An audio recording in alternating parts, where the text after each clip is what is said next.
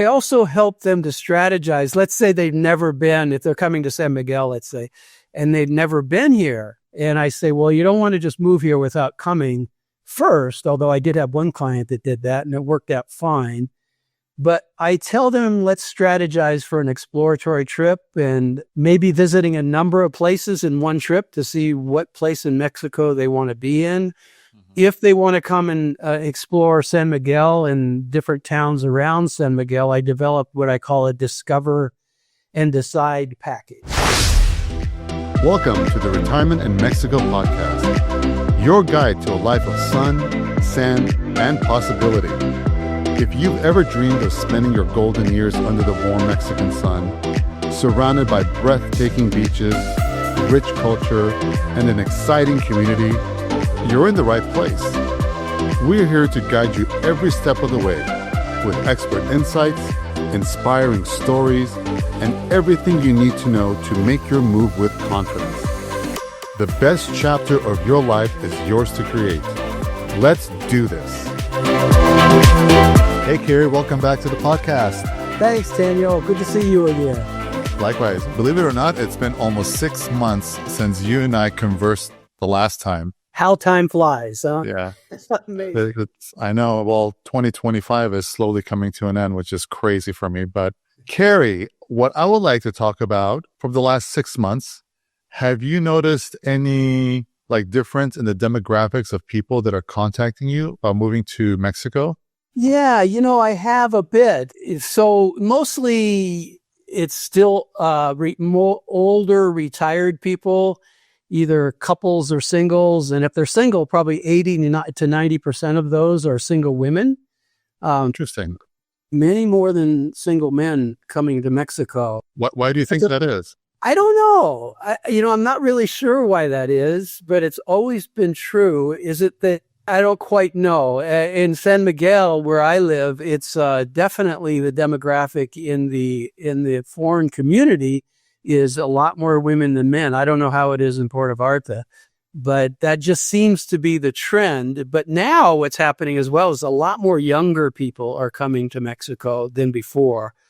Younger people, younger families, they're looking to start a new life in Mexico. And I would say also a shift in demographic that I'm noticing is working with a lot more gay people, gay couples than I ever have before.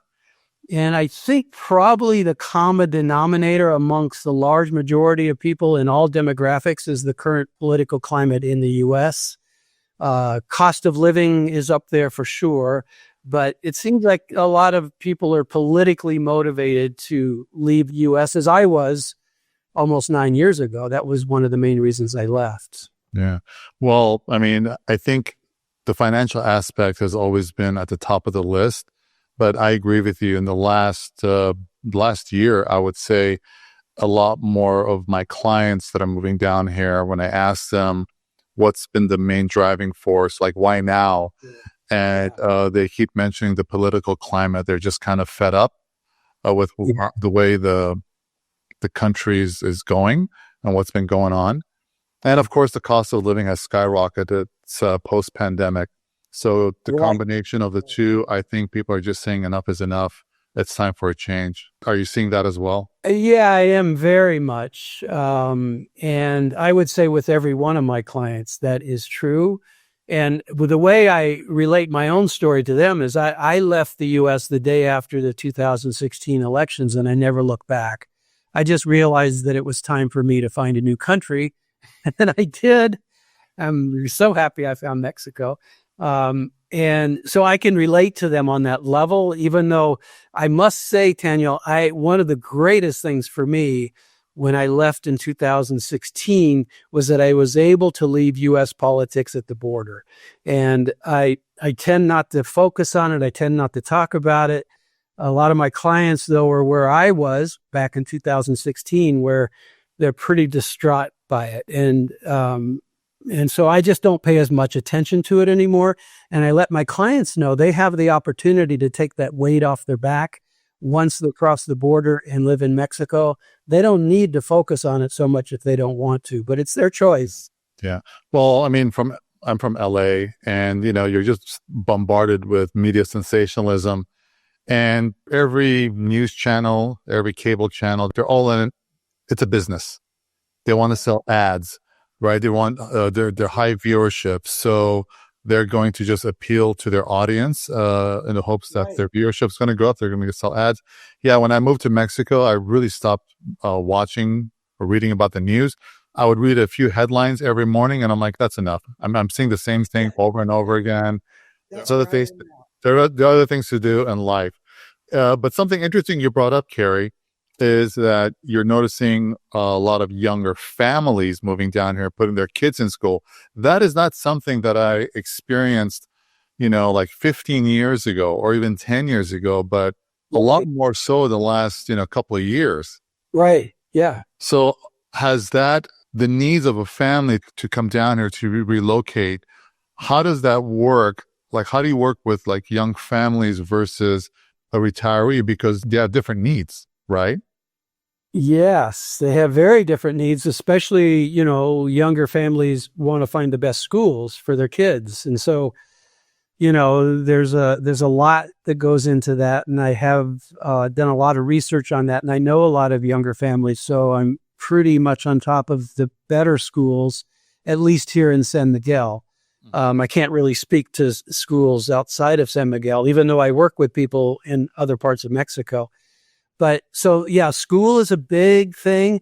The other thing that's really big, Taniel, is when you have younger families, in order to qualify for residency in Mexico, it's a whole different ballgame, because they're not on Social Security. They're not getting that sort of income on a monthly basis.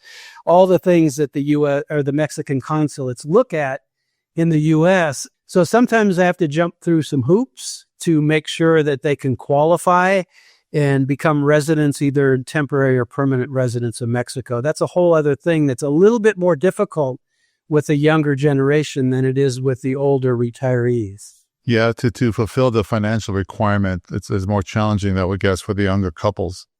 Yeah, it is, for sure. Not impossible at all, but it gets a little more difficult to navigate that at the Mexican consulates in the U.S. And so we have to jump through some hoops. Are you discovering that these younger parents, with the kids, are they digital nomads? I mean, do they still have their job based out of the United States or Canada, or are they opening up businesses in San Miguel? The ones I know and that I work with, they all have some income source in the U.S. or Canada.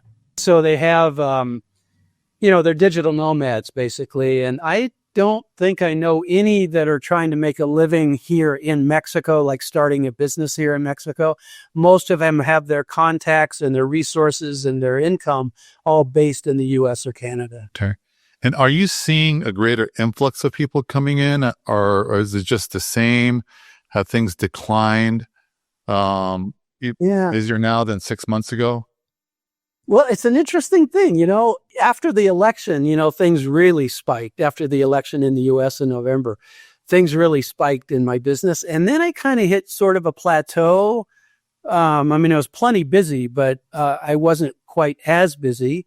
And that lasted for 2 or 3 months. And I was kind of wondering what's going on, or fewer people moving down. But then 3 or 4 months ago, all of a sudden, it elevated again quite a bit, to a point where I think I mentioned to you before, Taniel, I think I need to clone myself or something, to keep up with it all. It's not a bad problem to have, and I'm not complaining. But in the last 3 or 4 months, it has definitely spiked again. And why do I do this? I haven't figured that out. I think I was surmising that maybe people were settling into the political situation in the U.S. and thinking maybe it's not going to be so bad. And then I think as time goes on, they think, well, it is kind of bad. And they don't really want to live in a country that is experiencing what the U.S. is experiencing. So I think it's spiking again. I think people maybe got like, well, let's give it some time and see what happens. And now they've given it some time and they're not very happy with the way things are going. Yeah. No, well, we're definitely in some uncharted territory. That's for sure. Oh, yeah. So let's say you've got clients in the United States. They're preparing to make this big move. So how do you start preparing them for this transition? Like, Like, what's the first step and then the next step? Like, how does that work? Good. Yeah, because I have a few steps, and that's a really good question. There's a number of things that I assist people with right off the bat. The number one is to get their conditional visa at a Mexican consulate in the U.S. It's called a canje. And sometimes that's a slam dunk, but not very often these days. It's just getting much more difficult to navigate that path and that process with the Mexican consulates. Sometimes it can take months. I have one client that's probably going to take them 9 months to qualify in order to get down here to Mexico. And Why? and some, well, so they're in a position where, one of the big requirements is that you show over a 6-month period a certain income every month. Mm-hmm. And then you also have to show the continuation of that income when you move to Mexico through most consulates, but not all. So we have to pick the right consulates that would be the easiest for them to get through. But one woman in particular, she had to go back to work to show 6 months of income because she couldn't qualify based on economic solvency. So it's going to take her a little bit longer. But I've also seen people who, and maybe you've seen this as well, Taniel, they qualify really very easily based on economic solvency. They have a big savings account and they still get turned down at the consulate. So it's a maze and it's never a slam dunk. And what I tell people is it depends on the consulate you go to. It depends on the agent you get at the consulate. And it depends on the mood they're in that day. And your attitude.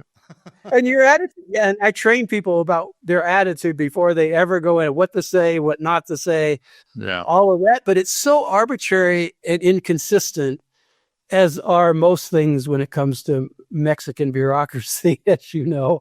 But my job in this category is just to help people increase their chances of success on the very first visit. Sometimes they have to fly to other parts of Canada or the U.S. to get to the right consulate that matches up with them and what their needs are and what their qualifications are. So I would say that's the number one thing, Taniel, is the residency, but also there's things like what to bring, what not to bring, how to bring it, moving services, if they're bringing dogs or cars across the border.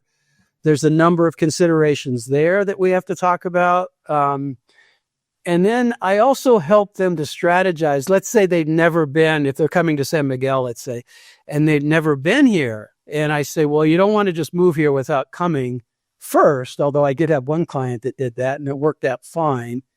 But I tell them, let's strategize for an exploratory trip and maybe visiting a number of places in one trip to see what place in Mexico they want to be in. Mm-hmm. If they want to come and explore San Miguel and different towns around San Miguel, I developed what I call a discover and decide package. And what that is they stay, I have a rental next door to my house, beautiful 3-bedroom, 2-bath house.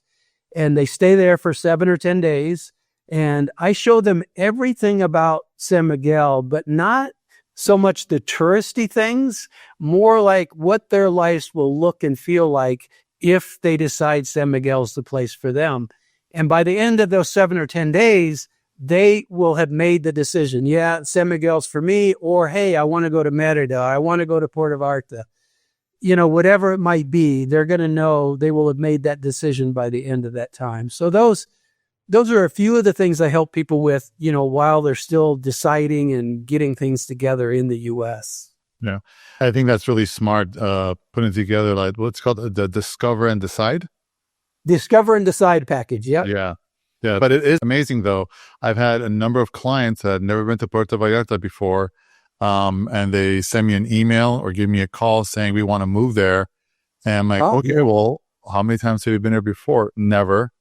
How did you discover Vallarta? Oh, online, just looking at YouTube and watching TV.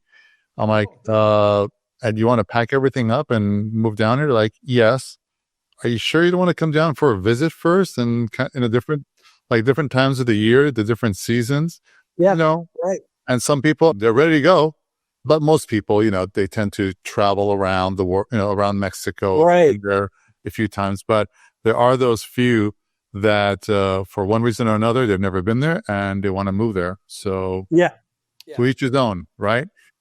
I guess so. And I'm like you, though, Taniel. I really encourage them to thoroughly check it out because let's face it, Port of Arts is a beautiful place, as is San Miguel. And, unless they get there and feel the weather and feel not just the climate of the weather, but the climate of the town and everything else, they won't know. Like, what if they landed in Port of Arts at this time of year or, July? And it's pretty hot over there, and there's times a year maybe San Miguel would not suit them weather-wise or otherwise. So I like to see them make a trip first. Yeah. I've had clients who, their first time here, they said, we want to come down there the hottest, most humid time of the year, which is typically August, September, and beginning of October sometime. Right. And I come down here and they're like, oh my God, is it like this all the time? I'm like, no, this is the worst. If you can get through this, trust me, the weather's going to be stunning in a couple of months. And as long as they can get through that humidity and the torrential downpours that we get during the summers, then it's easy breezy after that. So, Kerry, people that have never been to San Miguel, but they decide to move down there, have any of them regretted the move afterwards? No. I have had no one that has regretted it at all. There's been some bumps, as people move into Mexico, there's always going to be some unexpected sorts of things happen, but I get them through the process. And no, everybody that I have personally helped to move to San Miguel or other places in Mexico have been pretty happy campers. They're happy they made the move and they've transitioned into a new life pretty well. Yeah. Well, it takes a little while to adjust, I think, no matter where you move to, right? Like starting a new job, it takes a little while to get accustomed to your new work environment.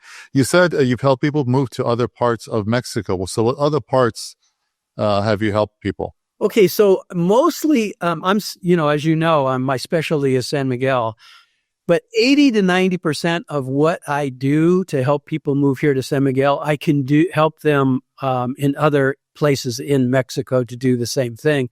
The only things I can't do, like let's say they move to Mérida or something, and they wanted to know about different neighborhoods in Mérida. Well, I wouldn't be able to help them with that, but I can direct them in ways to find the answers to that question.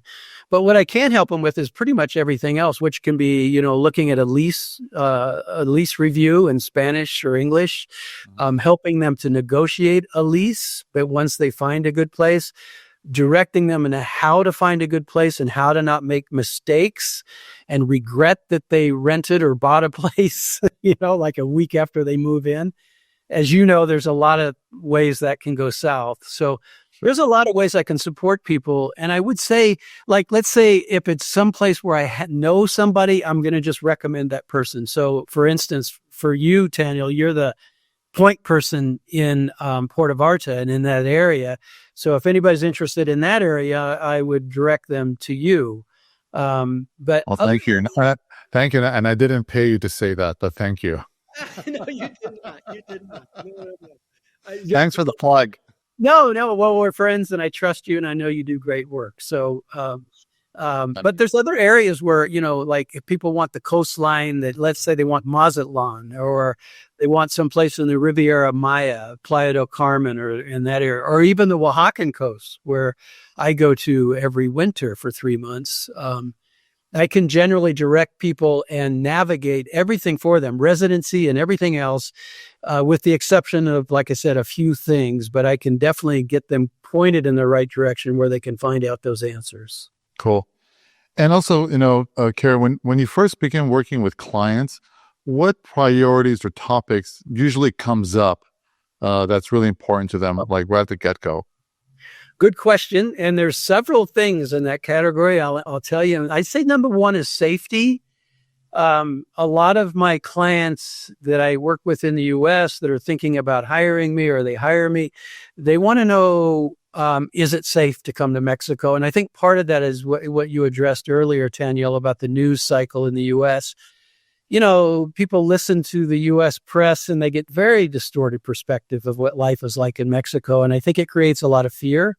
Yeah. People wondering if it's true or not. And I tell them, look, I moved to Mexico almost 9 years ago and I've never had my head on a swivel in the way that I did in the U.S. And when I go back to the US and visit, I got my head on a swivel. I don't in Mexico. And it just eliminates that kind of fear that tend to be overblown in the US press. The other one, though, is community. And a lot of people want to know, well, how do we're leaving our friends and we're leaving our family, and how's that going to be? And I just say, in Mexico, you will make friends very, very easily, both in the foreign community and in the Mexican community. I tell them to think back to their college days. You remember when you just dropped in on people and there's no schedules and no invites, and it's not quite like that, but it's close. Like when I go out in San Miguel to run errands, I never get anything done because I bump into 5 people I know, and we end up having coffee and we have long conversations because people have time to have long conversations in Mexico, unlike in the US. And you might experience the same thing in Puerto Vallarta, Taniel, even though it's quite a bit larger there, where, you just know people, and there's this common bond in the foreign community that I think has something to do. It's an unspoken bond that has something to do that, hey, we all jumped off the cliff. We're all living an entirely new life outside of our home country. And I think that creates quite a bit of camaraderie and sort of an ease of making friends. But I want to point out too, Taniel, there's a couple of themes that I like to bring up early on when I work with people. Those are the 2 main things they bring up with me. But what I like to bring up is cultural sensitivity and integration into the Mexican culture. And I have people in the US that I just start working with, and I let them know that speaking some Spanish, you don't have to be fluent, you're going to have a much more rich and rewarding experience. And also, it's really respectful, I think, when we're guests in their country, and to be able to speak at least some of their language, or at least make an attempt, I think goes a long ways. And basically, my whole educational process from day one is just leaving any sort of entitled attitudes in the US, because they don't belong in Mexico. And so that's kind of my thing with my clients. And they tend to all jump on board with that. They're learning Spanish. They're learning about cultural integration and how to respect the Mexican people and the country of Mexico. Yeah, I agree with you 100%, Kerry. I think whenever you're traveling, just recognize you're in a different country, might be a native language, different government, culture is different.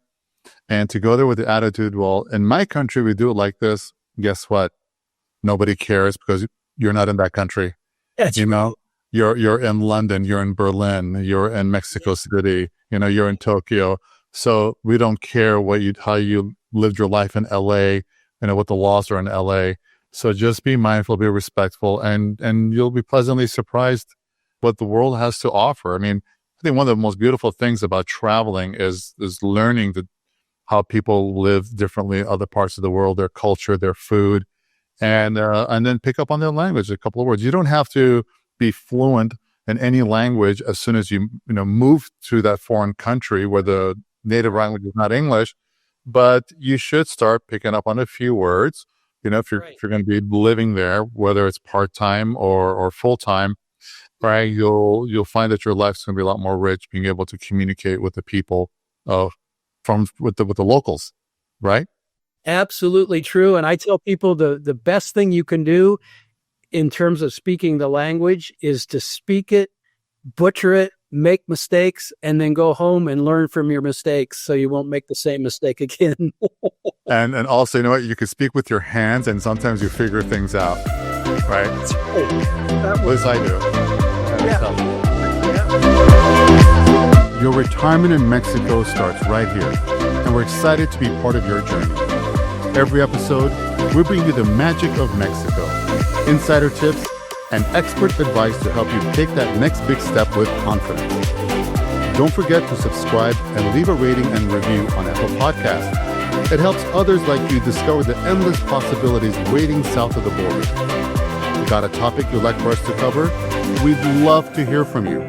Send your suggestions to info@TanielChemsian.com. And remember, a life well lived isn't left to chance. It's created with intention. See you next time.